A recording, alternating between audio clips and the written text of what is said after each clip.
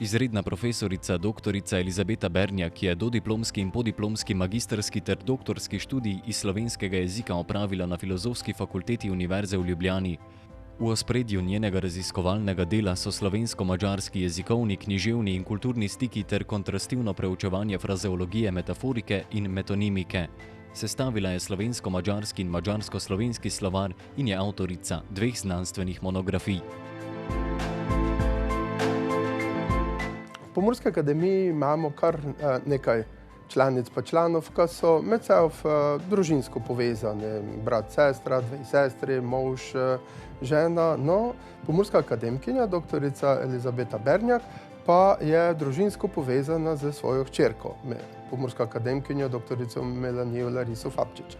In dnešno predavanje je glih zavolo toga toliko bolje zanimivo, zato ker je nam pomurska akademkinja, dr. Elizabeta Bernjak, predstavila raziskavo, ker je delala vkuper z svojo hčerko. In njena predavanja od bete, kak naši pomurski akademkinji radi pravimo, so sicer tudi fejst zanimiva, zato ker jih z enim žarom in čarom predstavi in takšna je tudi vsebina dnešnjega predavanja. Gučala, da o nekom, ko mi povemo nače, kak mislimo, torej o metaforaj, kak se to mi pravi. In še toliko bolje zanimivo, zato ker doteknula, da se raziskave, ki sta jo zmeli napravila o metaforaj v medicini. Vabim vas k zanimivo predavanje, v kater poglednemo.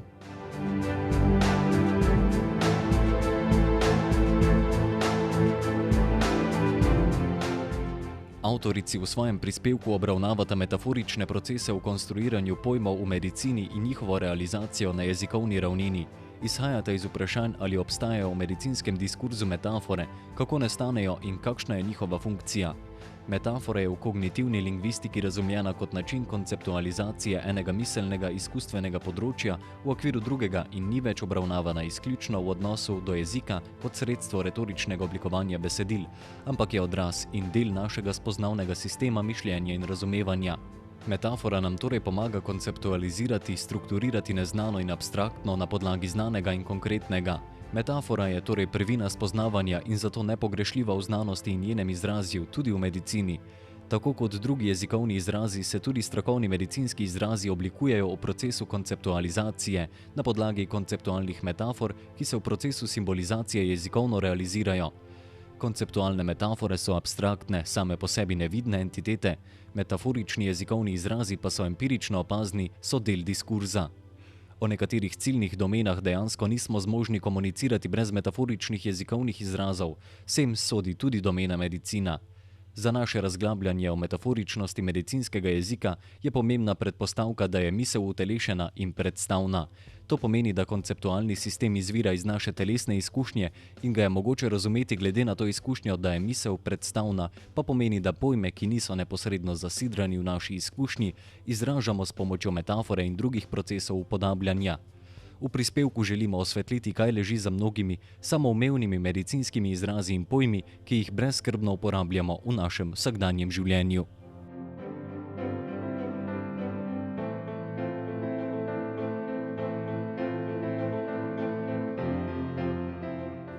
V kognitivističnem pojmovanju je metafora v prvi vrsti konceptualni proces in temu ustrezno so metafore take konceptualne relacije, ki niso značilne samo za našo jezikovno rabo, ampak določajo tudi naše mišljenje in delovanje.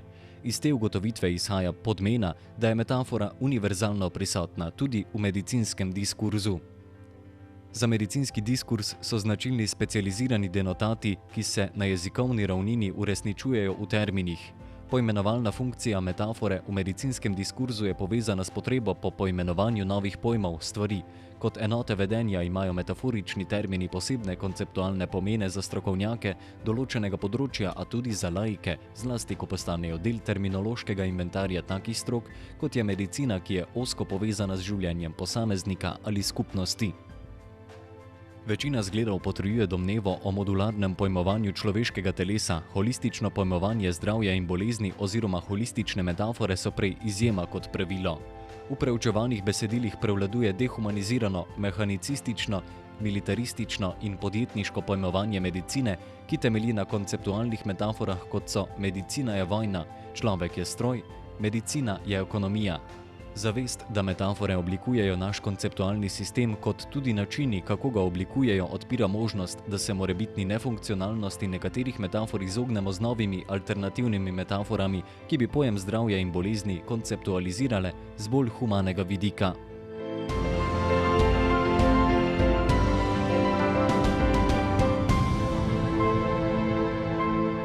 Današnje predavanje je pravzaprav razmišljanje, nadaljevanje tistega, kar sem pač lani predstavila, namreč zanimajo me vse prisotnost metafor v našem vsakdanjem življenju in sicer najprej na kognitivnem področju kot mehanizem našega mišljenja, ki se potem drugotno odraža tudi na jezikovnem področju, zato ni kar naključno izbrana parafraza Wittgensteina, meje naših metafor so meje našega sveta, namreč koliko možnosti nam metafore omogočajo, takšne so nam možnosti odkrivanja novih pojavov, novih pojmov, novih konceptov in njihovih novih poimenovanj. Kaj je pravzaprav metafora? Glejte, torej na levi strani imam Ortego, na desni strani imam Lacoffa in Johnsona. Nekje 80 let pred kognitivno lingvistiko je Garcés že povedal to, kar je bistvo metafore, da je metoda miselne dejavnosti, ki nam omogoča ujeti in doumeti tisto, kar se nahaja onkraj naših konceptualnih zmogljivosti. S pomočjo nečesa, kar nam je blizu in dobro znano, lahko ustvarimo miselno povezavo s tistim, kar je oddaljeno in nejasno. In poglejte, pri Lacoffu in Johnsonu metafora nastane tako, da se na konceptualni ravnini dogaja konceptualna preslikava med znano, konkretno izhodiščno in neznano abstraktno ciljno domeno. Konceptualizacija novih pojmov. Zakaj je potreba? Torej, v procesu zaznavanja stvarnosti se soočamo z novimi pojavi in seveda moramo najti način, da določimo pomen teh pojavov in sicer v procesu konceptualizacije, v procesu simbolizacije pa tem pomenom dodajamo imena oziroma poimenovanja. Torej, zelo pomembna se mi zdi misel glede medicinskega diskurza in uporabe metafor v medicinskem diskurzu, namreč naslednja stvar, da je misel utelešena in da je misel predstavna. Da je utelešena pomeni, da naš konceptualni sistem izhaja iz naše telesne izkušnje. Pojmi, ki pa niso neposredno zasidrani v naši izkušnji, se izražajo s pomočjo metafor ali metonimije ali drugih načinov upodabljanja. Tako nastanejo konceptualne metafore, ki so abstraktne, ki se pa v medicinskem diskurzu izražajo kot metaforični jezikovni izrazi, kot terminološke metafore najprej in drugotno kot figurativna raba dobesednega pomena nekega denotata. Medicinska besedila, kaj so, vemo, da so pač to odraz pojmovnega sistema medicinske stroke in da je ta za medicinski diskurs izredno značilni termini. No in kakšne funkcije imajo metafore v medicinskem diskurzu? Spoznavno funkcijo, to se pravi, da povezujejo medsebojni vpliv med svetom dejstev, idej in pa izkustvom. Izredno pomembna je poimenovalna funkcija, namreč zapolnjuje katahrezo ali vrzeli v našem poimenovalnem sistemu. In tretja je pa ilustrativna vloga, ki pač omogoči, da nek abstraktni pojav upodobimo torej bolj nazorno z različnimi podobami. Medicinske metafore skozi čas, torej seveda normalne medicinske metafore niso vprašanje današnjega časa.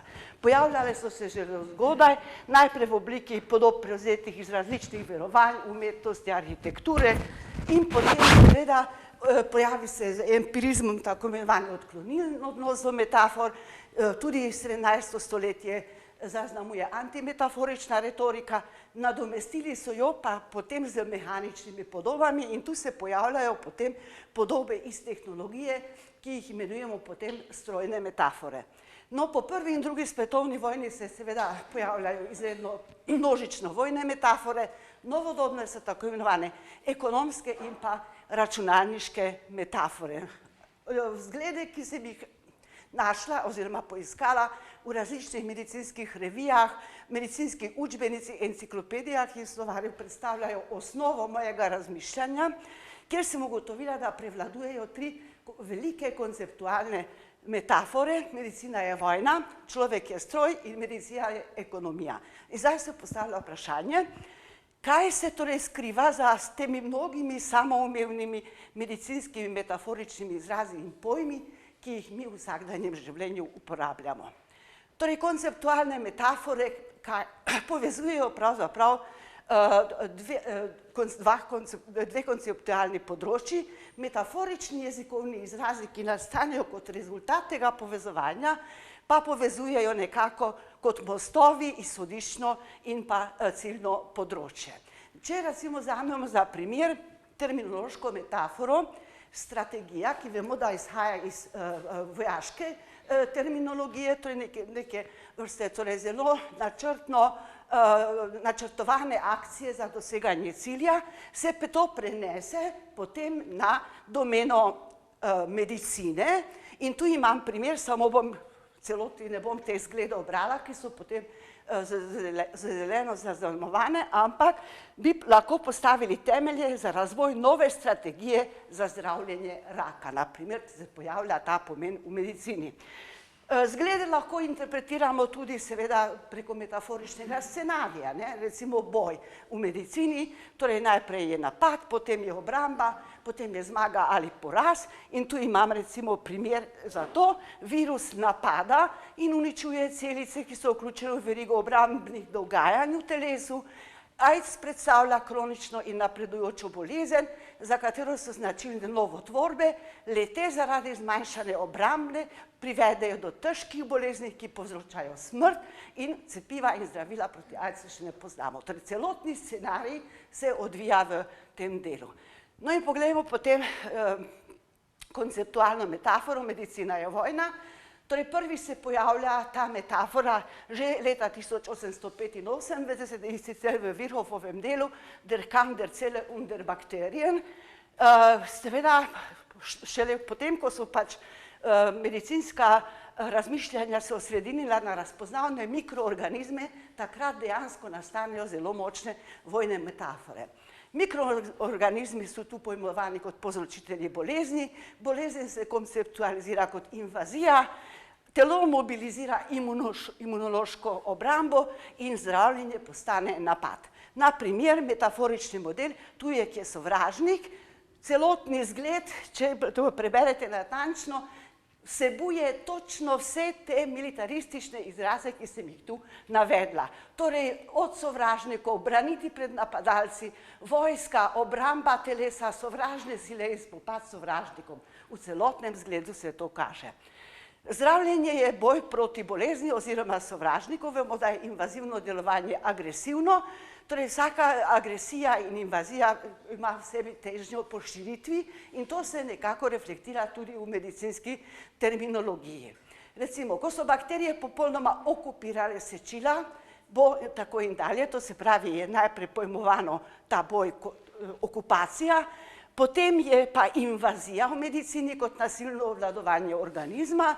Tam imamo recimo, ko so viruse razvrščali ob njihovi invaziji v celice, seveda pa je mogoče ta isti model metaforični uporabiti tudi kot diagnostično metodo, kjer pa invazija ne pomeni negativne konotacije, ampak pozitivno.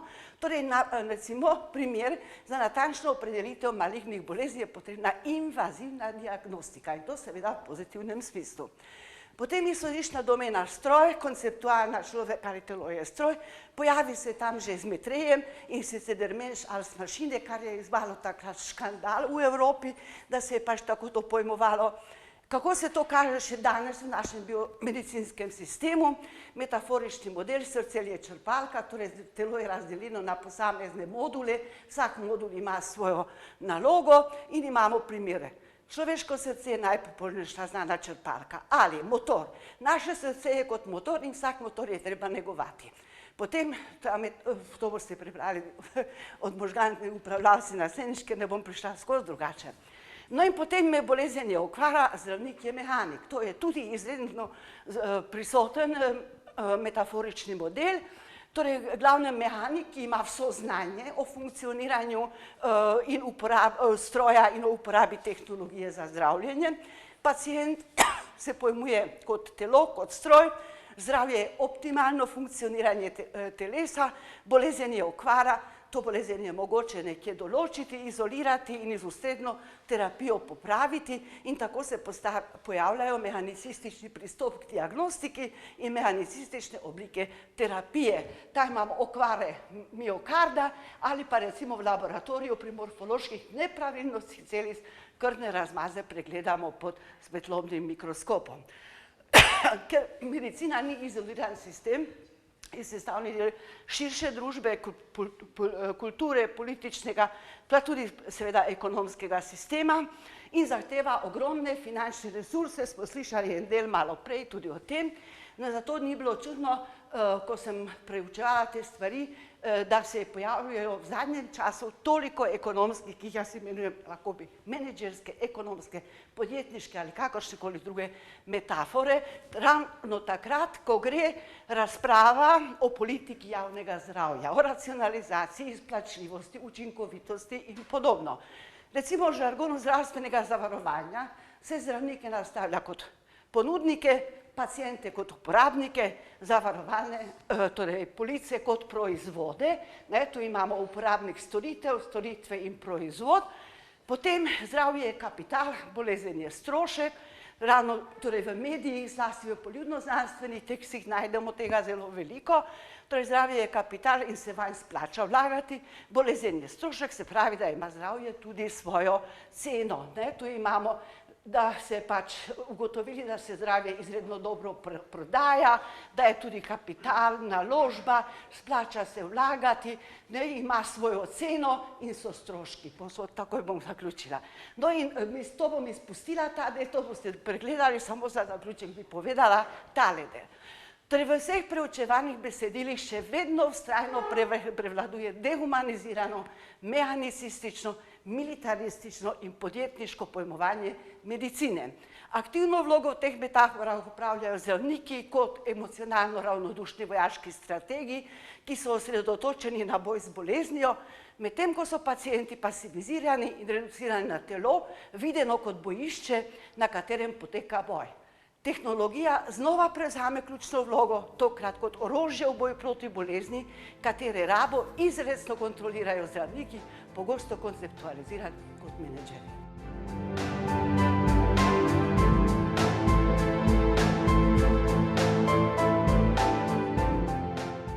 Metafora je podaljšek naše intelektualne roke, je kot ribiška palica ali puška, s katero se logika dokoplje svojega plena.